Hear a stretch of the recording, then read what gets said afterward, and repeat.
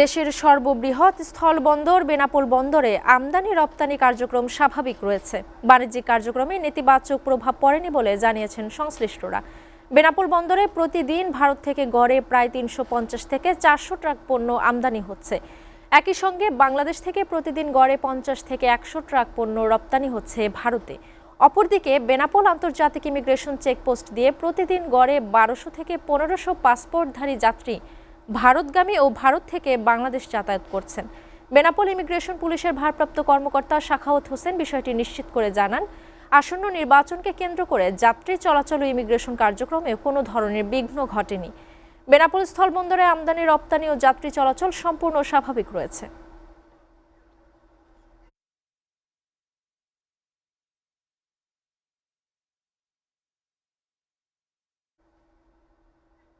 এই বিষয়ে কথা বলতে আমরা সরাসরি চলে যাচ্ছি আমাদের সহকর্মী নাসিরের কাছে।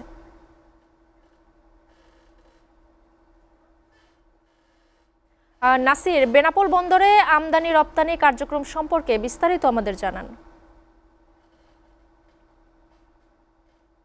জি, ধন্যবাদ আপনাকে। যেমনটা বলছিলেন আপনি, আসলে বেনাপোল স্থলবন্দর আগামী 12 তারিখই জাতীয় নির্বাচন, সেই আলোকে বেনাপোল বন্দর অর্থাৎ দুই দেশের মধ্যে আমদানি রপ্তানি এবং যাত্রী পারাপার ইমিগ্রেশন দিয়ে স্বাভাবিক আছে। তবে 3 দিনে অর্থাৎ 3 দিনে ভারত থেকে বেনাপোল স্থলবন্দরে 800 মেট্রিক টন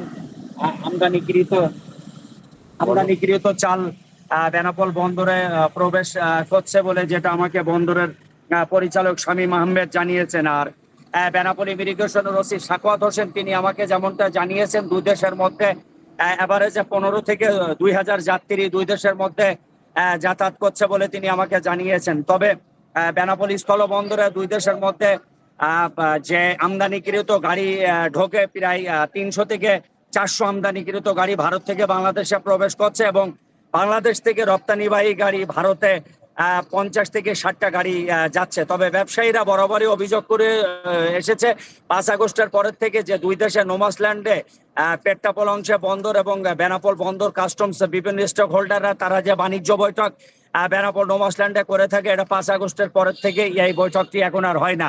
তবে ব্যবসায়ীরা সরকারের কাছে দাবি জানিয়েছে এই বৈঠকটা হওয়া খুবই জরুরি। বন্দর এবং স্থলবন্দর আমদানি রপ্তানি পণ্য গাড়িতে নিয়ে গাড়ি দূরান্ত যাচ্ছে, বন্দরের ভিতরে কার্যক্রম স্বাভাবিক আছে, যাত্রী পারাপারও দুই দেশের মধ্যে স্বাভাবিক আছে। এই ছিল সর্বশেষ বেনাপোল স্থলবন্দর থেকে। নাসির, আপনাকে ধন্যবাদ।